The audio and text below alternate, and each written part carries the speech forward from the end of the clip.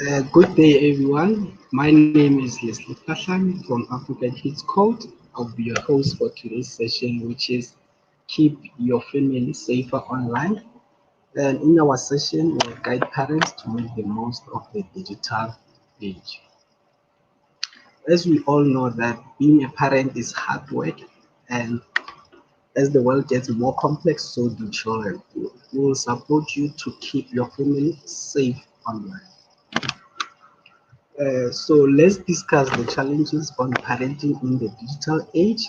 Modern kids have never known a time when they couldn't connect to the entire world via the internet. In fact, they probably spend more time online than anyone else, certainly more than you, the parents.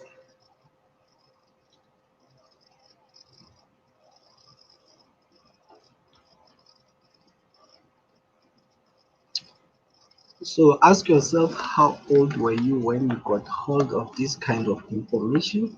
For kids today, the internet is becoming a part of growing up. So in this session, age for this session is kids who are age 7 to 14. So I'll be regarding new parents and families as my children for my session. So it is said that children being the fastest adopters of this technology. As you can see, 40 to 66% of the population are already online. 15 to 14-year-olds typically outnumber the overall online population. The global proportion of young people aged 15 to 24 using the internet, 71% of them is significantly higher than the proportion of the total population using the internet, which is 48%. The internet is becoming more and more prevalent in the daily lives of our children and our own. Children will be online from an early age. We can limit how often, but we'll give it a try. Children of today are growing up in a very different world compared to our generation. So let's move to the next slide.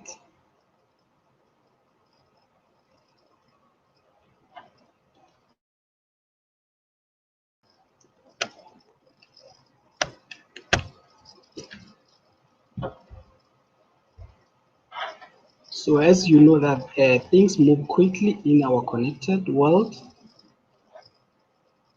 please be sure that links to the things that we'll be discussing here will be shared in the description. So I'm going to ask you a question. How do children use the internet? 64% of them chat online with their friends. 52% watch video clips. And 53% of them play online games against friends and strangers. The digital technology has become a fundamental part of our children's life. Your children need to understand these simple principles apply online. Although there's a tendency to limit access to tech, can be an amazing force for good. So I'm gonna ask you guys too so that we can get to know each other. What are the biggest concerns you face in keeping your children safe online?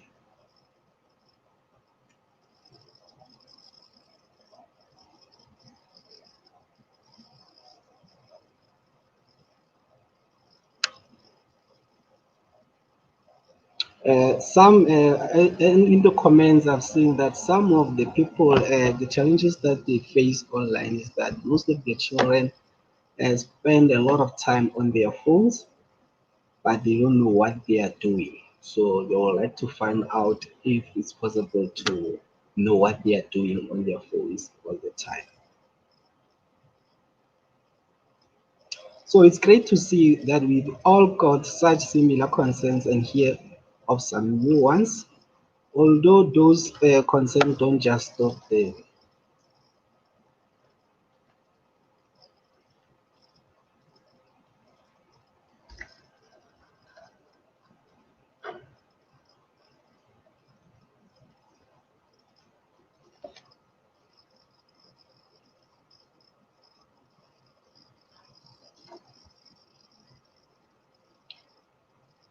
So you are not alone.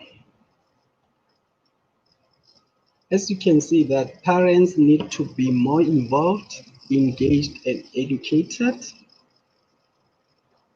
Some are saying my children are more tech savvy than I am. Some parents are saying safety is paramount. I'm concerned with what they get up to when I'm not monitoring them. The other parent is saying this is the era of technology. Kids don't play outside anymore. I'm sure you all agree to that. People can pretend to be anyone online. The other parent is saying, I don't want them stumbling across things they shouldn't be stumbling across. With so many concerns out there, this session will offer some tips on how to positively approach this, but the internet is a vast place, right? While some parents may approach these concerns by restricting or limiting access to their internet, but some might say it might not be a best approach. Tech is an amazing force of good. 76% of them use the internet for homework and research. 45% is showing that researched work and study opportunities online, and the 33% is showing that some are using the internet to create music and also upload them online. Parents often forget the positive side to technology and they should embrace and reinforce it. We want to embrace the opportunities available online for our kids. You can get access to a wealth of information for learning or homework. There are lots of interactive tools, games that can aid learning, some of which can be done with parents. Way to find opportunities to work, from studying a blog to following your favorite artist on Instagram. The internet can be a great tool for young, inspiring creatives to get started. However, the internet remains a complex place which was not built intentionally for children and is not as regulated as other children activities.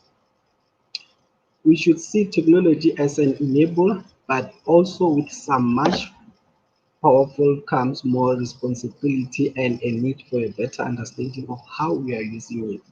Therefore, it's imperative you get involved in your children's online activity and guide them through it safely. We are going to go through the common areas that children come up against when browsing online.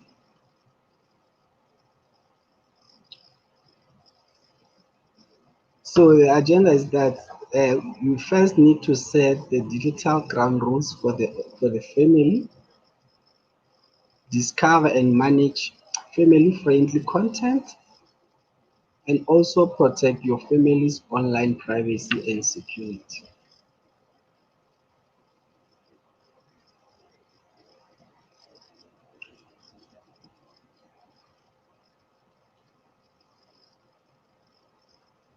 So we are setting the digital ground rules. Every family is different, and therefore the limitations and restrictions and guidelines you want your family to live their digital lives should be up to each individual family.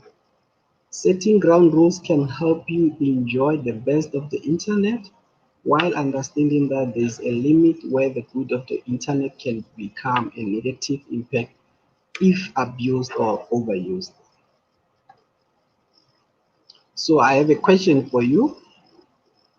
What kind of ground rules do you currently set for your family?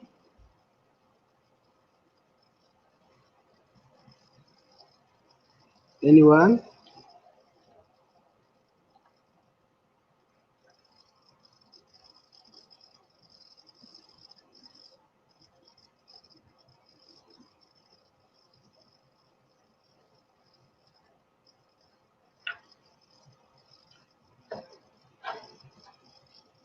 Some options for digital ground rules is first, establish boundaries around the screen time so that your kids don't stay up late and forget that they are going to school tomorrow. You should also create family rules about what your children should share on the internet. Also establish family values online.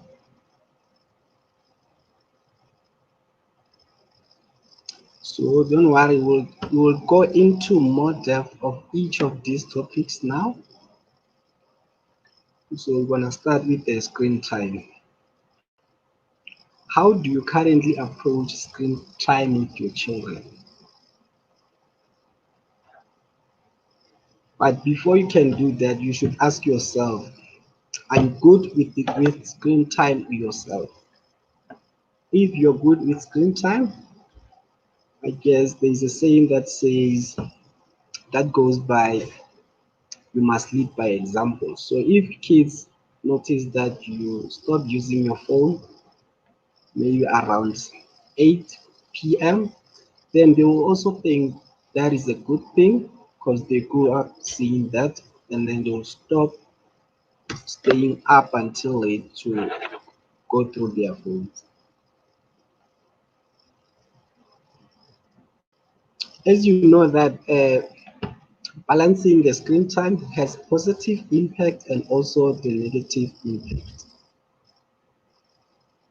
The first positive impact is that as children use internet to complete their homework, they search for information online, and in some schools complete and some in some schools because of COVID-19, children complete and submit their work remotely. Another positive impact is that children they connect with their family and friends. They keep in touch and also share what's happening. Remember, I mentioned that we also have the negative impact. The negative impact is the effect of screen time on sleep. Sleep cycles are affected by the blue light from screens, tricking our brain into thinking it is still daylight, making it difficult to sleep. Spending less time with others or outdoor. They are concerned that children are spending less time outside with their peers because they are also on devices. But remember, not all online activities are created equal. It takes time to assess how particular activities that your children is doing can help or hinder their development as they grow. What kind of activities would you like to limit your children time on? Also, what kind of activities would you like to see your children do more of? Do your children show a tendency towards any particular apps or programs?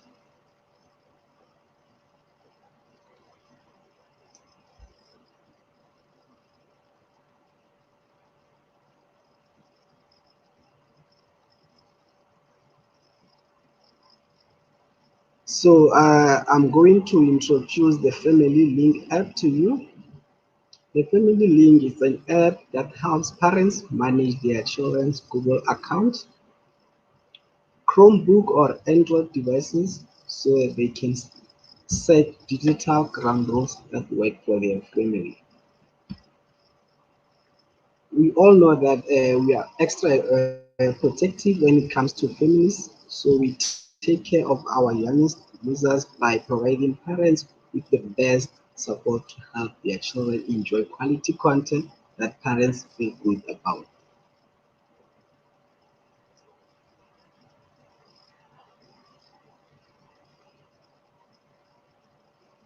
To set up Family Link, you will need to create a Google account for your children for a child or your children. If your child is under 13, Google will prompt you to link. your children account with theirs. Also follow the prompt to accept the terms and the conditions so that you can go through. After creating an account, Google account for your child, download the Google Family link for children from the App Store. The child will then be asked to sign in with their Google account, the one that you have created. As you can see on the slide, the example of how to set up the family link and everything.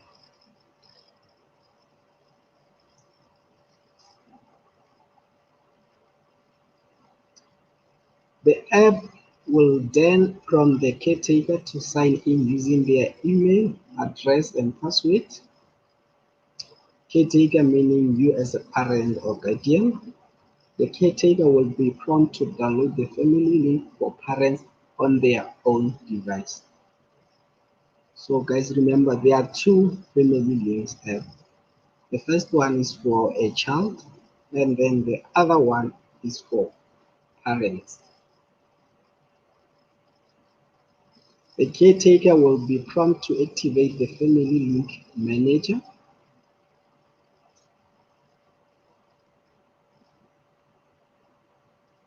Once you have the family link, it will help you manage the apps your kids use. And you also temporarily log your child's device at different times of the day. Like for an example, if you know that your child is at school and is not supposed to use a phone at that time, you can just log some of the apps that you know that your child will like are used to they like getting busy with them. You can also set the device bedtime and also lock your child's device remotely. Remember, manage their devices or hide specific apps whenever it's time to play, study, or sleep. Meaning that you don't have to go to your phone so that you can uh, lock everything. You can just do it on your own phone using the family link app for parents, caretaker.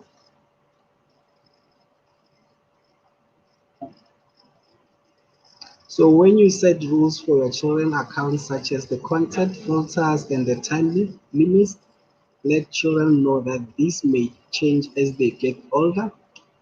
Settings should evolve over time. Don't just set it and forget. Keep an eye on usage. You might decide the right amount of screen time for your child depends on what they are watching, playing, or learning. Use the Family Link app activity reports to see which apps your child is using. And more experts suggest that we should focus more on what children are doing online and less on how long they are online. Encourage them to engage with games and apps that teach them creativity and problem solving.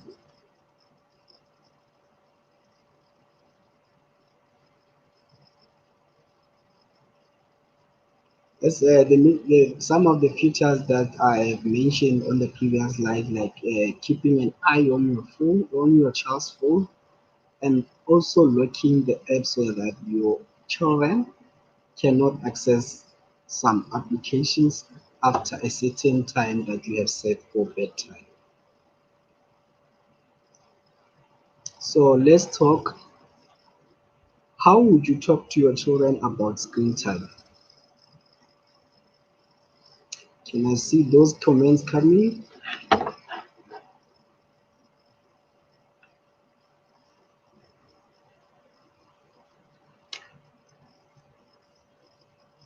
So how do you allow time for homework but not social media? How to keep a positive relationship with screen time? For example, not using it as a punishment. What to do if your child only wants to spend time online?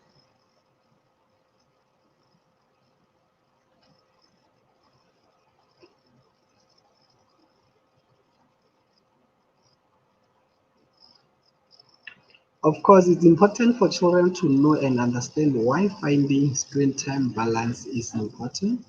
For that reason, we'd like to suggest using these three discussion points for talking about the screen time with your children. Does technology ever prevent you from being present?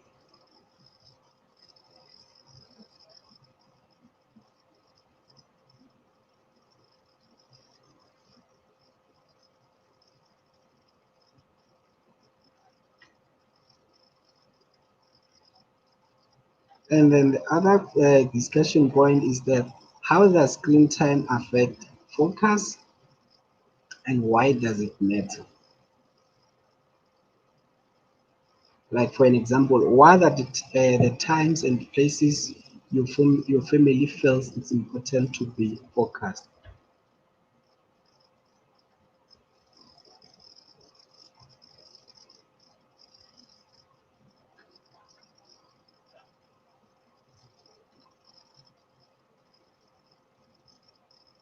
And the digital age has made it super easy to share information online as we are about to connect with friends and families through our mobiles and social media. However, with this accessibility comes consequences. Can you think of any negative consequences to the freedom of expression sharing online has given children? What do you guys think?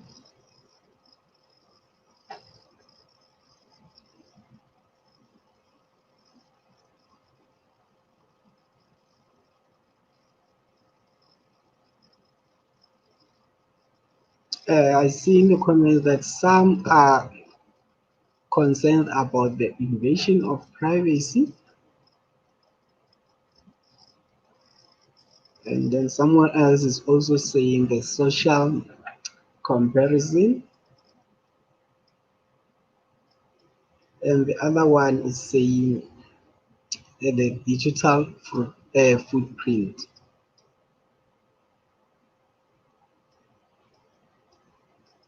You know that creating those ground rules around what your family should share will help them to be more aware and manage their information online, such as photos and also the private information.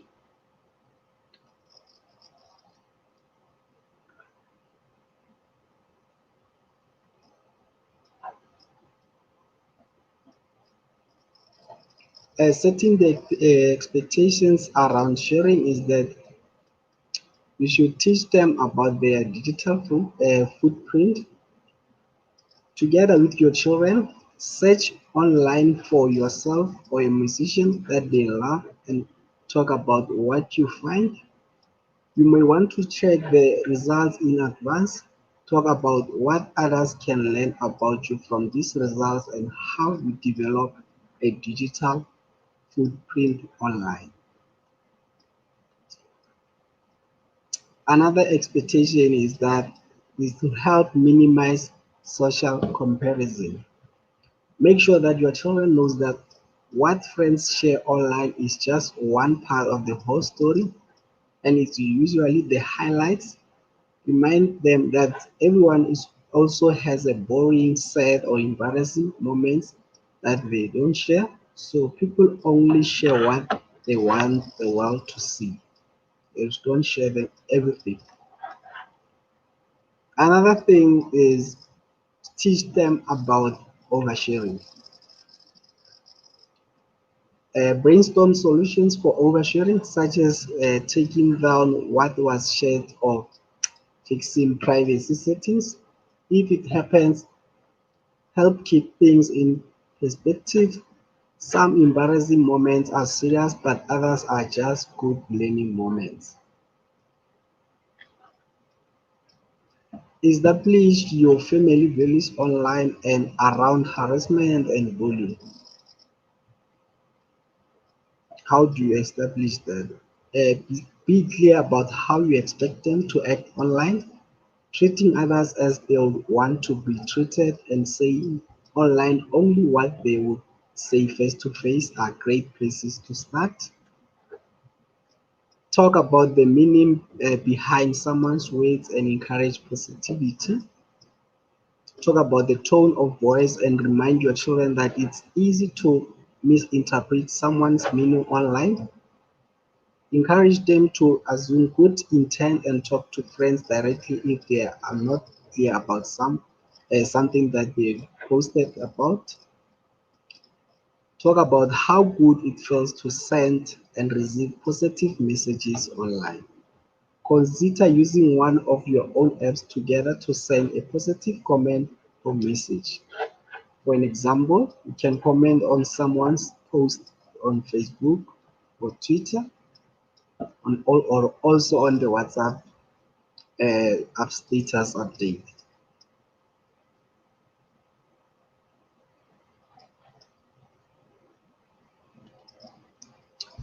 Let's discuss the family values. When you set the family values, the digital age has made it super easy to share information online as we are about to connect with friends and families through our mobiles and social media. However, with this accessibility comes consequences.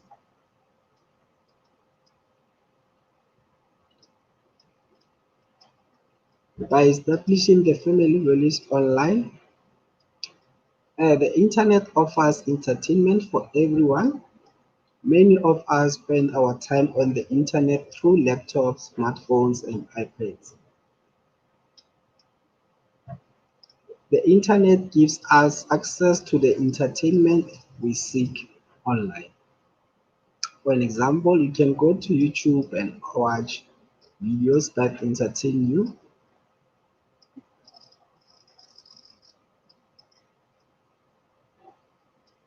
Also, on the internet, you can gain new experiences by watching videos, view photos, or experience new topics and areas of interest online.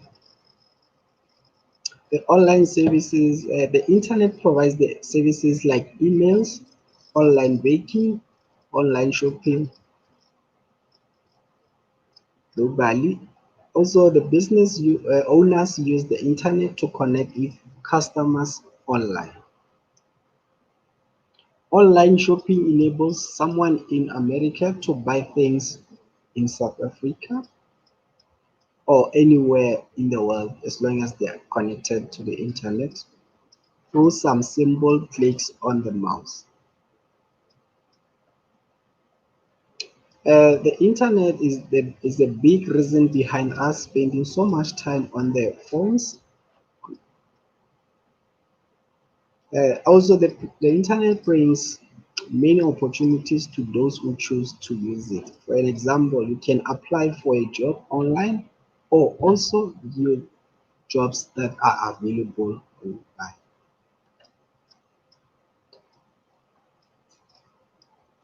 So if anyone has a question, please just write in the comment, and then I'll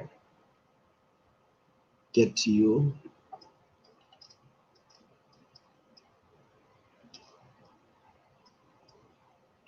So we're going to discuss the family-friendly content. So before we discuss that, I'm going to ask you, how do children use the internet? And what kind of apps do they use? And what kind of content do they consume?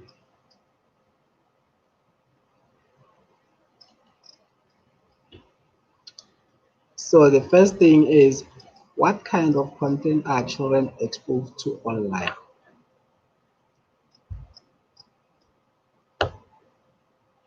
And many of these they come across will depend on your children's age and maturity level, and also get a sense of which of these are most worrying to parents and how do they currently monitor if their children has come across.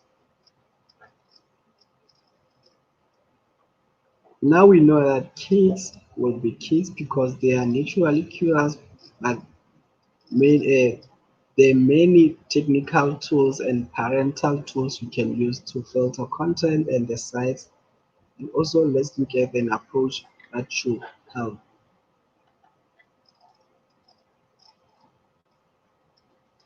The family-friendly content. As I've mentioned earlier, that Family Links provides a comprehensive set of features for finding and managing family-friendly content. For example, set the content restriction in Google Play through Family Link, or blacklist or whitelist specific websites. Set filters for web browsing. Also, don't forget to turn the safe search on and off with Family Link.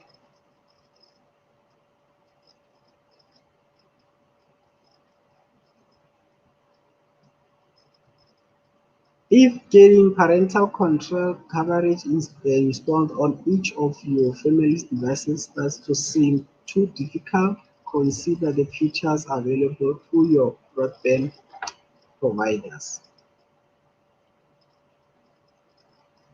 Or set up a parental controls directly on your browser. If you are using the Google Chrome browser, available as a free download, there is a feature that lets you create different account profiles for supervised users and managers, giving you the complete control of how your children use the internet. Safari browser has built-in restriction settings you can activate to block adult content. So if you don't want your children to access the adult content, with Safari you can block that content so that your children don't come across it. We also have Firefox and Internet Explorer.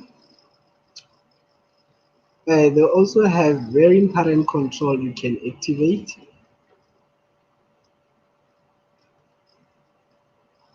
So here are the tools. You can go one step further on certain websites and internet platforms such as Google, YouTube, and iTunes. You can switch on a family-friendly filter that should identify and filter out potentially mature content. Once again, there are no flawless systems, so it makes sense to use this alongside other parental control.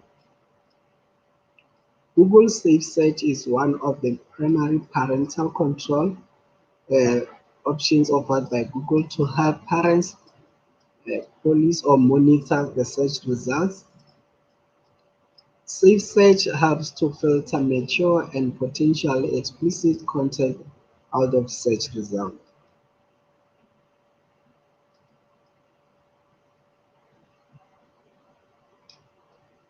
So you should make sure that you always enable the safe search. One will ask, how do I enable the safe search? First, you go to the search settings. Under the safe search filters, check or uncheck the box next to turn on the safe search. At the bottom of the page, select save. That's how you enable the safe search.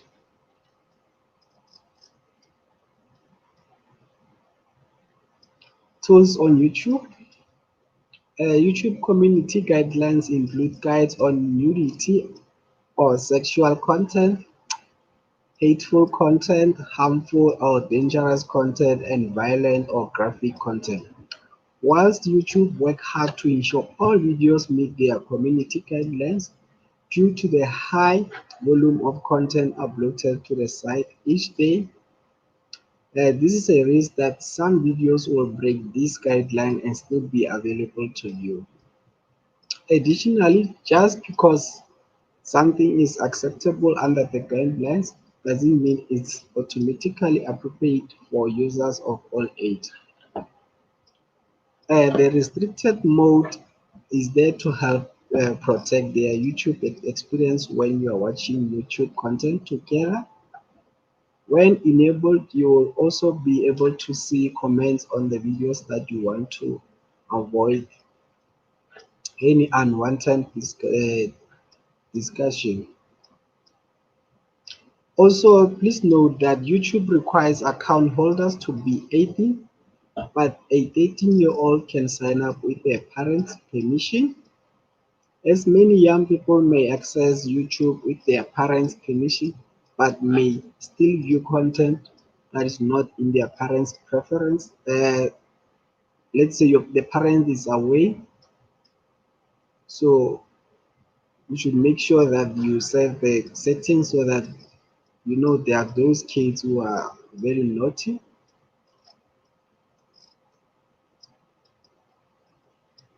And one will ask, how do I set the restricted mode on YouTube? On your YouTube app, navigate to your account.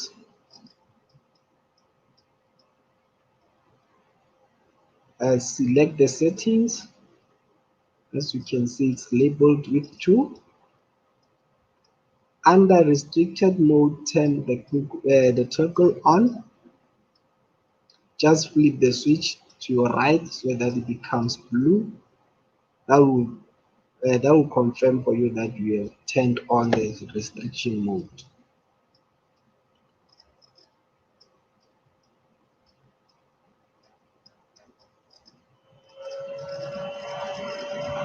And then there's also YouTube Kids. In this, the YouTube Kids, the only content that should be approved by parents. Remember, you should also set the time limits, block or flag mature content. Also review the watch history so that you can know what your child was busy uh, doing on YouTube. So the link to access the YouTube Kids, it's youtube.com/kids and / that should take you to YouTube Kids.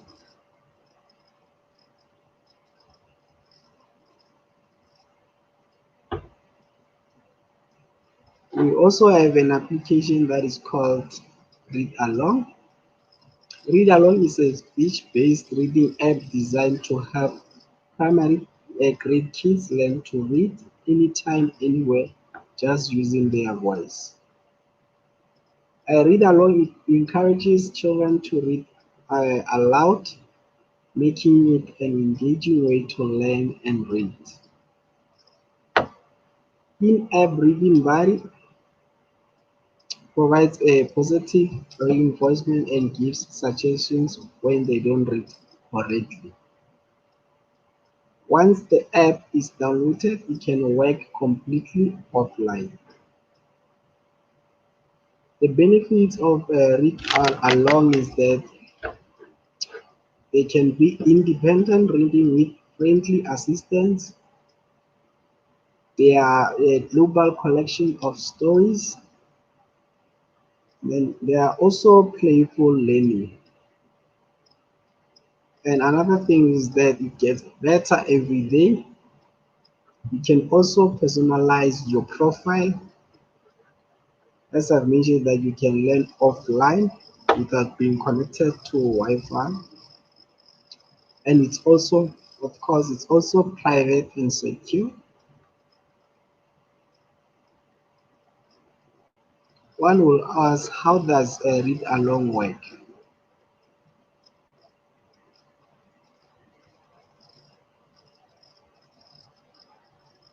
As you can see, there's DVI expression animated personal tutor to help you every step of the way. You can also go through the library of stories, an ever-growing library of stories in multiple languages that can be read offline after the download. And then there's also awards to encourage children so that they can read more. You earn stars, badges, and rewards while you're reading and playing. This will encourage your children to read more on the app.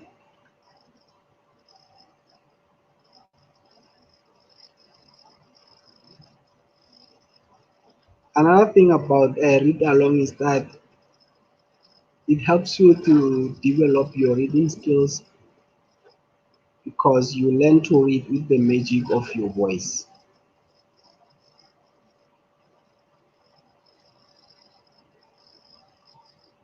I have a question. How do you protect your family from negative content? Anyone?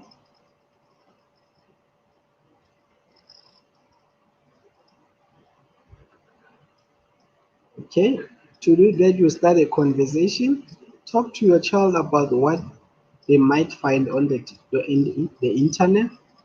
Help them understand that sometimes they may come across things that they would or not prefer to see, and that might upset them. Encourage them to come and talk to you about it.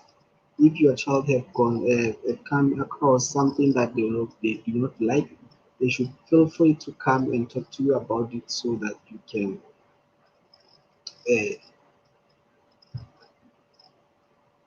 You should also think before you click. Help your child understand that clicking on pop-ups or links in unsolicited emails that offer things that are too good to be true may end up in them accessing content they didn't intend to see.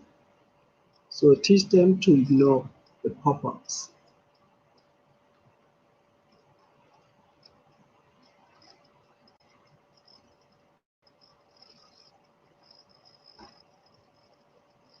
So if there are any questions, please don't hesitate to ask. Protect your family's security and privacy. What is the most popular social media platforms for kids? What do you guys think?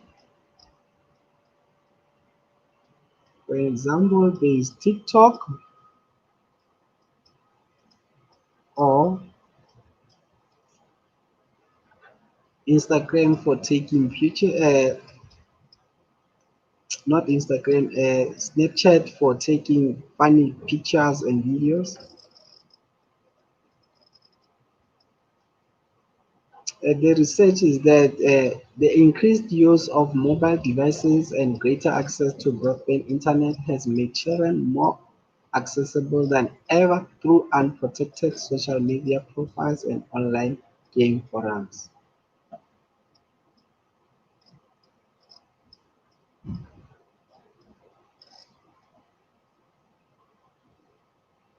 So another remember that we also live online. Children as well as us like to post pictures online.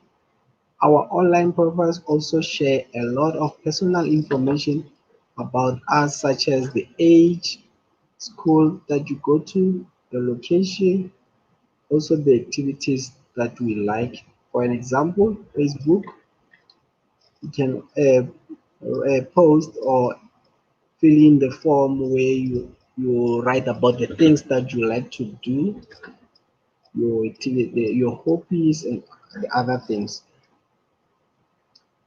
But the negative part of it is that this type of information also helps scammers to manipulate children.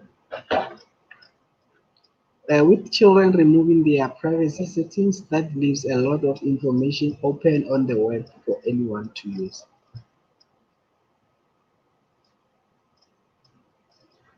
So the first step to helping your children stay safe is understanding ourselves, the type of information available on each platform and privacy settings we can control.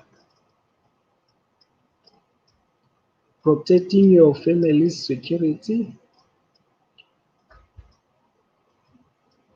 So as we all know that you care about your family's security online,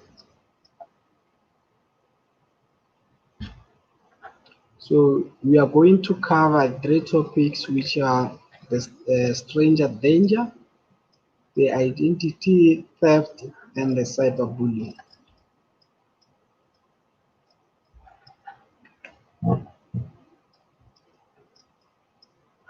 Stranger danger, also known as online grooming, is a word used to describe people befriending children in order to take advantage of them for sexual purposes.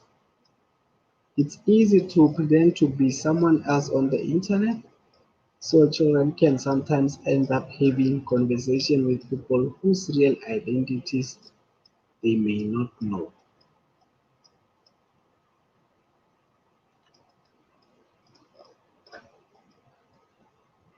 Online grooming may be hard for parents to recognize because it can happen when children are at home. Also, groomers may specifically warn children not to talk to anyone about it. Online groomers are not always strangers. In many situations, they may already have met them through their family or social activities and use the internet to build rapport with them. Sometimes children don't realize they are being groomed and think that the person is their boyfriend or girlfriend.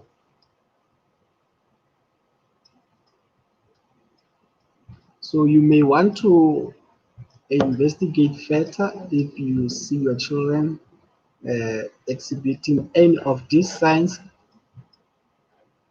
being secretive about who they are talking to online, using sexual language you wouldn't expect them to know, also switching screens when you come near the computer or the device that they are using. Remember, if you see those things, just know that kids are being targeted by the online groomers.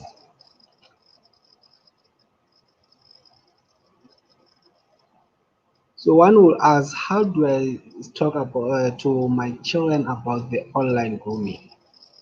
First, come up with a story. Like I read a story about an adult pretending to be a child online. Have any of your friends experienced anything similar?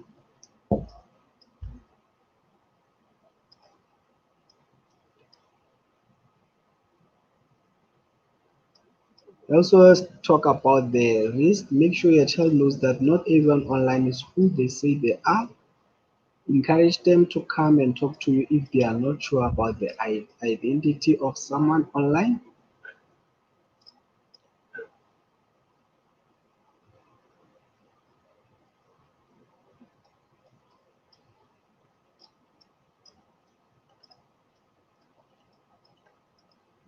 So you should talk about the risk, agree on the rules, and stay engaged.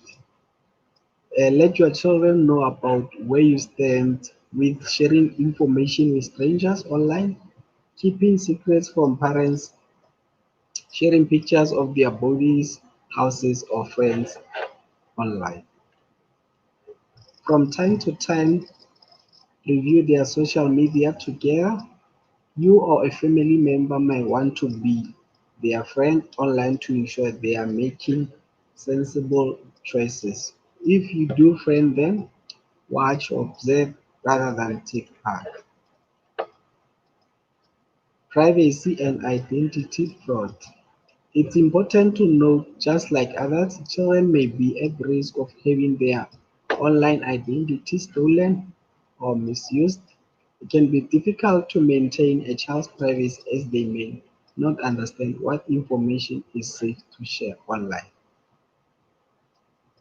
If a child's identity is stolen, it may not be noticed for many years and could, in some cases, lead to a child being in the victim of blackmail, grooming, or bullying.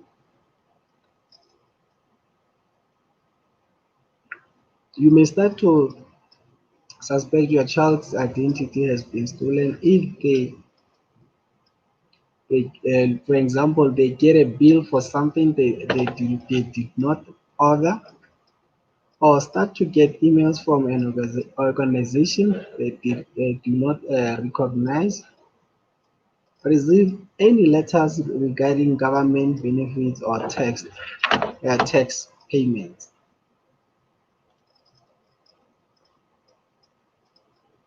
How do I protect my child from identity theft? Check their online privacy settings. Go through the privacy settings with your child for every social networking site and app you have signed up to. Agree with them that they will share. Check their device settings. Check the privacy settings on their smartphone, tablet devices. Things to look out for are whether they are set up for location services, sharing of contacts, photos, and calendars. Find out what is already out there. Search your child's full name in several search engines and see what information and photographs are in public. Use platforms like Me to check their online exposure. Take action and go in incognito. Websites on which they appear to remove inaccurate comments or photographs. When using public computer, your child can use incognito browsing.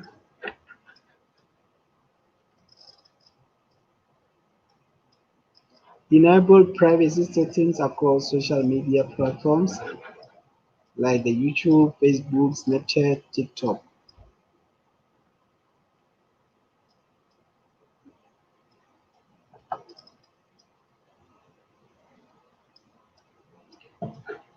YouTube is little different to others in that you change the privacy settings on the videos. Open your YouTube app and click on your profile icon to access account menu. Choose your channel. Choose the options next to any videos. On the privacy settings, choose between private, unlisted, or public. Unlisted means that you can share the video through a link but won't be available to people who are just browsing.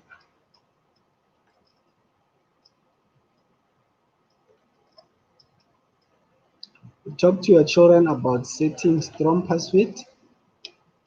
Help them create a strong, unique password to protect their online accounts. Follow these tips for good password. Make your password unique. Your password should be longer and memorable.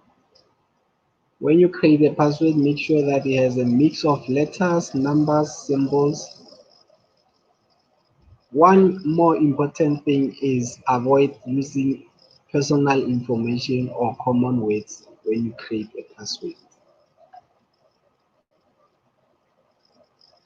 A good password is more like a lyric from a song or a story. As you can see that 47% of children interviewed reported experiencing some form of digital harassment. It's really important that children who are bullied online know what simple steps they can take to help them cope and how to ask for support. Let's look at some do's and don'ts to give you as parents some support. So I'm going to ask you a question. What do you think cyberbullying is and how is it different to other forms of bullying? Uh, how cyberbullying has changed? There is face-to-face bullying and also the cyberbullying.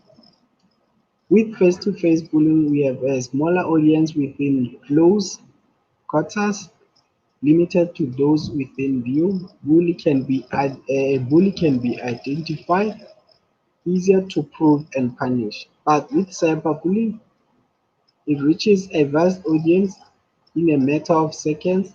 Hateful comments and images being shared multiple times offer a degree of anonymity to the perpetrators difficult to police and to punish because it's been done online. Are you familiar with some of the terms? Harassment, outing, trolling, bans, roasting, or griefing.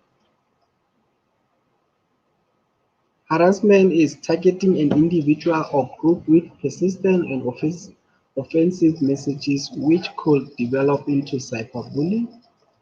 Outing is publicly sharing personal, private, embarrassing information, photos, or videos about someone online. Trolling is deliberately posting provocation and insulting messages about sensitive subjects or inflicting racism on an individual. Venting. Kids could be cruel but get away with it by saying it was just for or bands or fun.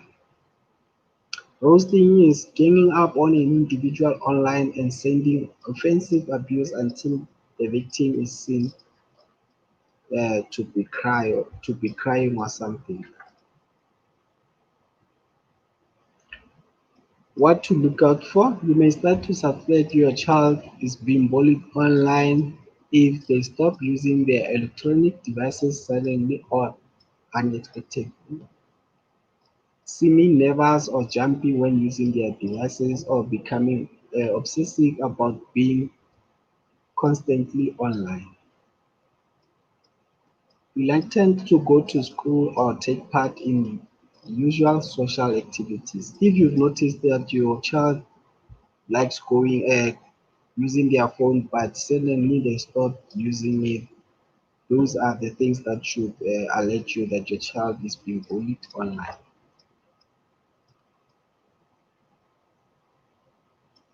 So, how do you talk to your children about bullying? We have the do's and the don'ts. We have to find out why,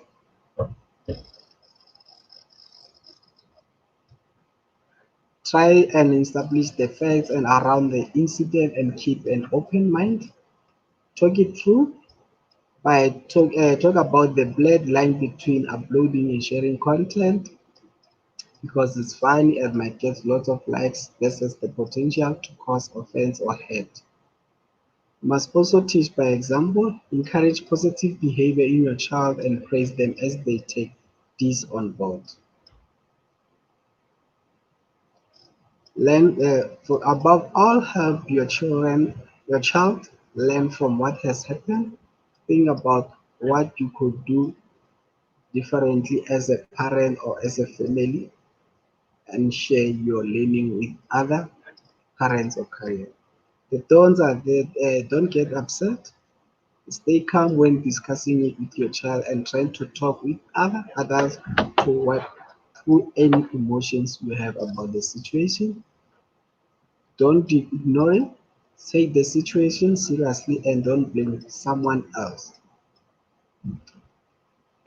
Do not condone it. If your child was cyberbullying in retaliation, you should tell them that two wrongs cannot make a right and they will just encourage the bullying behavior.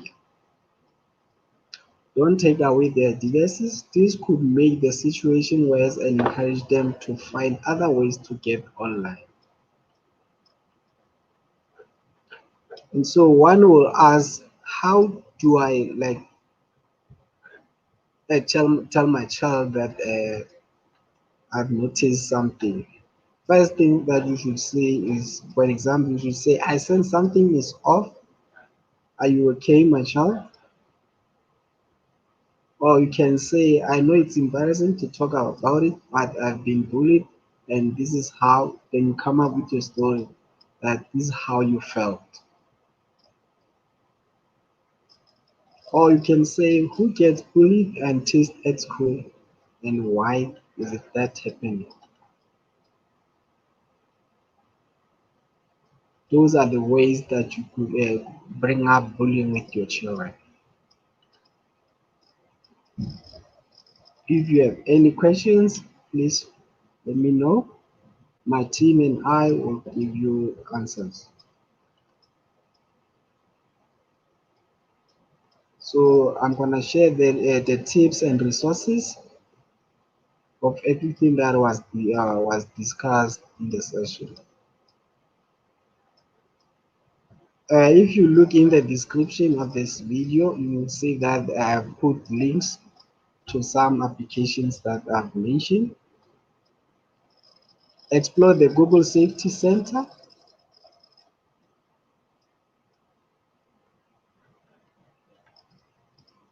Be Internet Awesome. Be Internet Awesome is designed to teach children the skills they need to be safe and smart online. It's based on 5 core pillars. One is share with care, be internet smart, don't fall for fake, be internet alert, secure your secrets, be internet strong. It's cool to be kind, so be internet kind. When in doubt, check it out, be internet brave.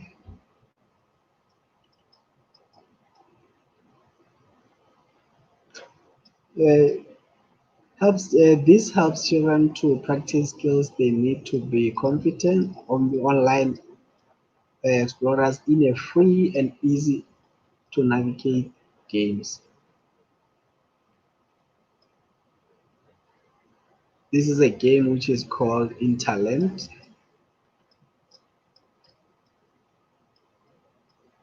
Digital Wellbeing Guide is created to help you talk about technology with your family through protected conversations and help you identify healthy habits that work for your whole family. Tips for engaging with your child. It's important not to bail out heads in the sand about technology. When parents say they do not do social media or don't get Snapchat,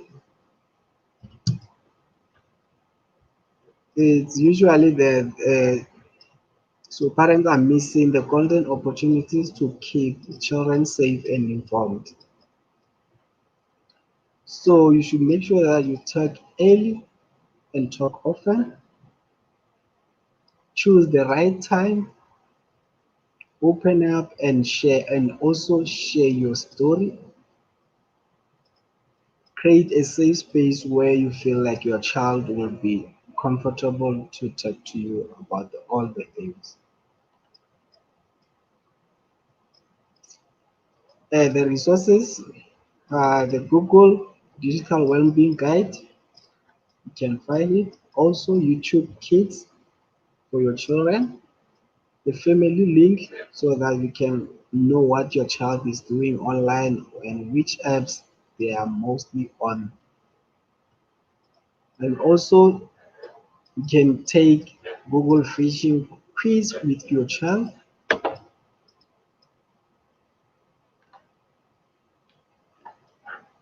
The fishing quiz is an interactive game that tests your ability to check content is real or a spam. This is just useful for parents as well as children. So the Google Fishing Quiz is just there to help you, like in future, to identify if something is real or spam.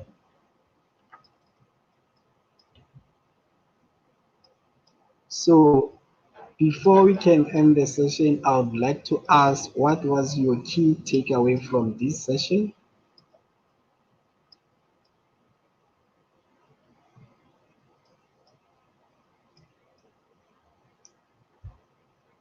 Like, or for example, what did you learn in our session?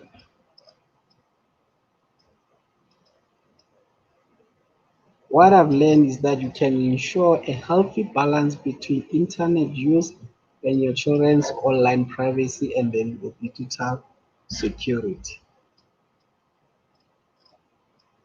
So these are just the resources, more of the resources So you can actually take a screenshot of this information, but this is based for people who are in Nigeria.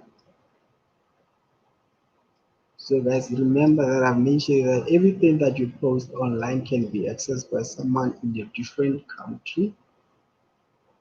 So maybe it might happen that I have an audience that's watching from Nigeria, so they can use this information. Otherwise, I would like to thank you all for attending my session, and also subscribe to our YouTube channel so that you can be notified when we have something in the future. Thank you all.